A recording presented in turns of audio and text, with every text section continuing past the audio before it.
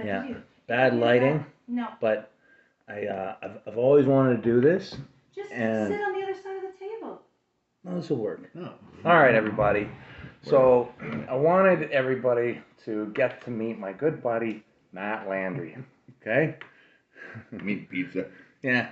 We just Matt was a great guy. Him and his buddies picked up some of our old countertops. Yeah, we did it. We were really worried it was going to be way harder. But so Matt and I met through Spark and Wellness, the kind of veteran company that we both kind of play our parts in. Matt is freaking completely brilliant, but we're not going to get into that part too much right now. What I would like, that I think everybody's going to be so fascinated by. You're asking. Yeah, of course. Okay, so Matt and I were both in the Army.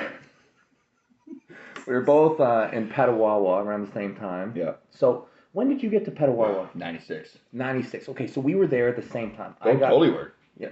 Sure. We were there. So, but when? Okay, so in the Canadian military, when you are a bad soldier. I like. Yeah, Matt's No, not. I did my. Yeah, I got it. Yeah, I wasn't. No, whatever. You're right. I was. We can get into it, but Matt went to jail in the military. I did. And Matt's one of the coolest things about Matt is he made it through the jail system faster than anybody else in Canadian history. At the time. Has somebody beat your record? I have not followed up, but I probably could ask No, him. it's impossible. Probably not, though. I did pretty good. So, what is it like going to Club Ed? It's an experience. Yeah. It is. It's surreal. You're an inmate, like right. You're locked up, like handcuffs. Like you're an inmate, right? Like you don't have freedoms. It's not like, oh, you're an army guy, but you're still like, you know what I mean, kind of cool. Like we're not friends. Like you're an inmate. You can't talk. Yeah. Go to jail. Your day's scheduled. You get up in the morning. You do your routine. It's all there. It's on the wall. You memorize it. The faster you memorize it, the easier your job is to do your chores. Right? You got to clean your cell. Always got in trouble. I always called it my room. I refused to call it my cell, and he'd be like, "It's not your cell. Or, you know, it's not your room. It's your cell." Oh yeah. Yeah, because they get mad. Okay. Anyway, so yeah, you do your routine. You have to clean. You do your chores, and if you do it well and you memorize all the little kind of things they want you to memorize, you get points. So I know what it's like, in basic training or whatever when you have to clean things. Is it like on that level, or it's probably much worse? Like think MASH, right? Think like the web belt, right? From MASH. So it's got like these little brass buckles in them, right? And that's where you put like for the buckle. So like a regular belt with a brass eyelet. Yeah. Right? Well, they'll take black paint and they'll paint it. Oh, they'll do that to you. Yeah, they'll paint it. And they'll give you like a toothpick. Yeah. Or like a needle or a thread, and that's what you can rub and friction and peel it all off. Right? Oh my God. But yeah, for real. But see, again, if you pay attention, you'll know that it's water based, right? So I would take it and dip it in my toilet like 15 minutes before they'd come in, so I'd make it soft, so I'd peel it off and like almost like plastic, right? Okay. So anyway, that's it. Things how you beat the system. Not beat the system, but you learn. That's what you're there. You're there to learn, right? You're there to be retrained. So the faster you learn, the better you are. How many people have gone to Club Ed? I was 11202. 11202. 11,202, and that was in 2004. So how does it work? Like, how do you actually get out? The days they come in at lunchtime, it's really odd. Like you're an inmate, right? And then they march you out to the door. They open up the door. They give you your bray back. Now you're a soldier, and now you are now a soldier from home base Petawawa. Yeah. In Edmonton. Yeah. Oh, so you're like posted. No, well now you're in Edmonton, and now they got to bring you home. But I'm a soldier. They pay for my meals. They pay for my travel. No, I'm saying so. Like what do you mean? Like in regular jail, I mean not that I've been, but I understand that you get like a sentence, like you're sentenced to 2 years or 4 years or 15 days. I am. Yeah. So, but the thing is does everybody do the same 15 days? You can earn time back, called remission. Yeah. You earn points, right? Yeah. And that's what it is. So if you start the day with like 6 points, and if you like don't say something correctly, which is fairly detailed, fire orders. Somebody correct me if I'm wrong. It's been, almost 18 Okay, right. years, So you have right? to memorize all that stuff. So you get in, they give you 2 days to memorize this stuff, and then they come in, they're like, inmate fire orders. And you come to attention, and you say, staff, fire orders. When the fire alarm sounds, all inmates shall stand next to their cell door wearing 2 wool fire blankets. When the cell door is open, they shall step into the corridor, pick up their footwear and coveralls, and proceed on the direction of the staff. If an inmate discovers a fire, they shall shout, fire, fire, fire. And you have to yell it.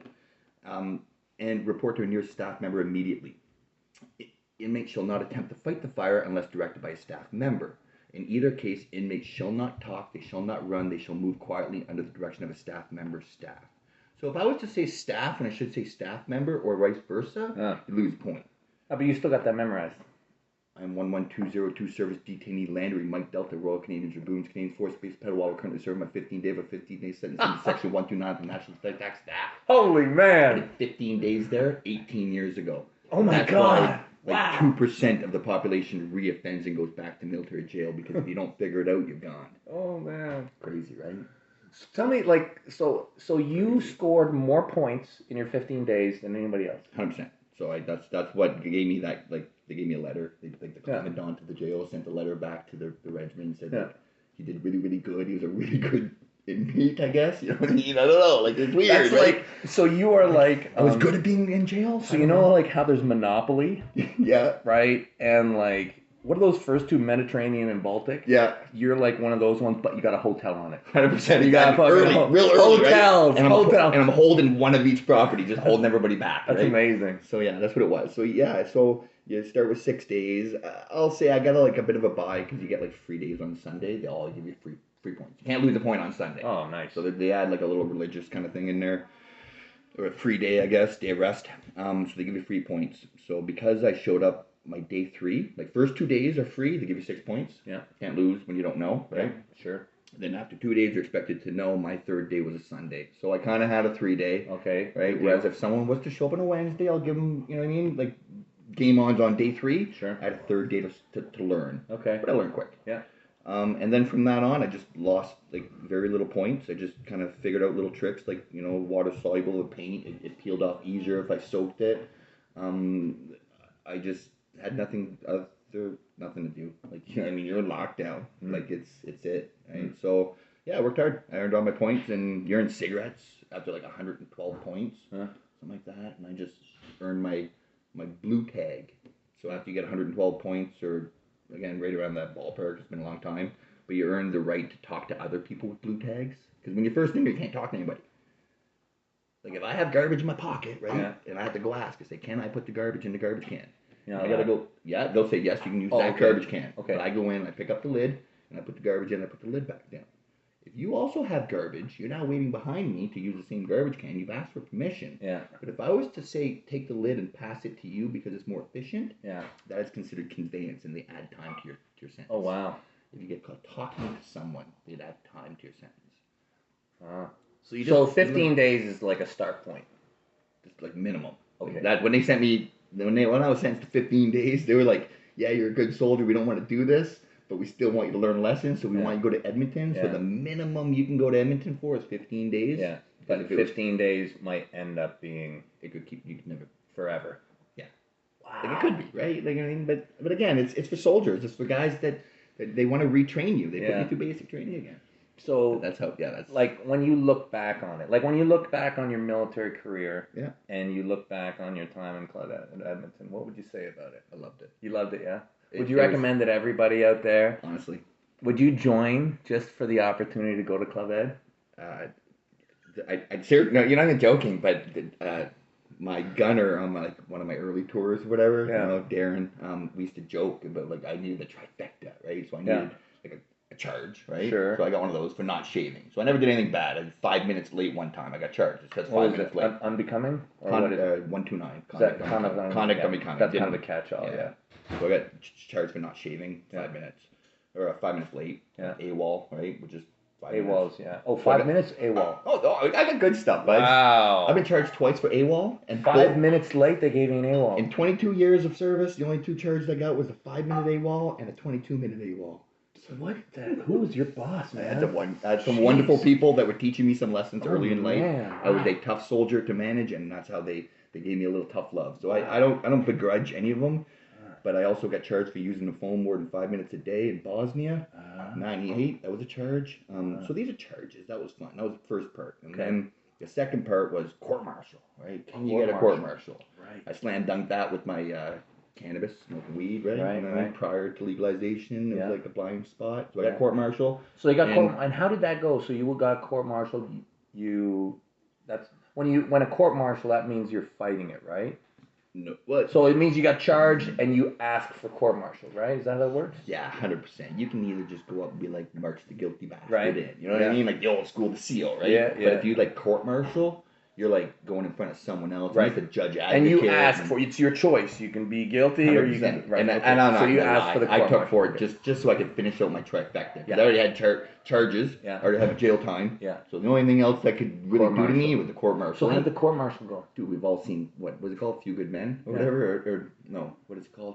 There's a military one. It wasn't like that at all.